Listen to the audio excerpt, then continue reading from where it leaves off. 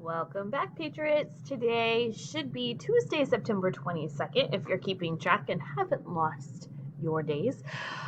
We are going to continue our look at mitosis, and today is a learning day. Yesterday, you looked at cancer and what happens when it goes wrong.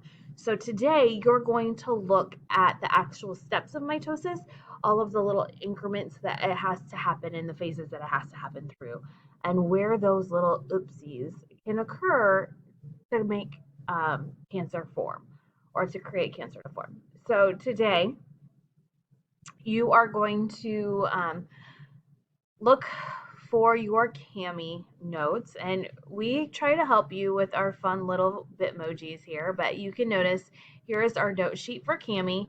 So you're going to click on that, and it should open up your note sheet for Cami. And as we have in the past, you're going to use a text box. And when you first start with that text box right there, it's gonna, or it should ask you, maybe it won't because this is my version, it should ask you to make a copy.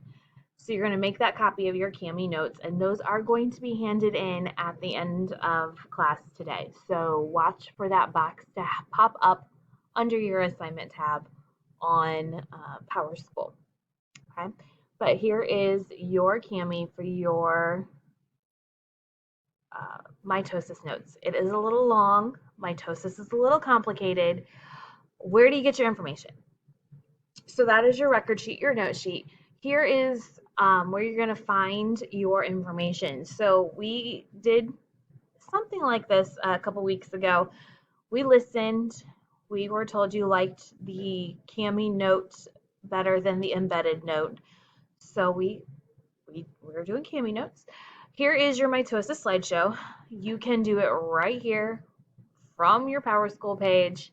Your essential questions are there, and then as you just advance, it's going to walk you through. Yes, those notes are in order.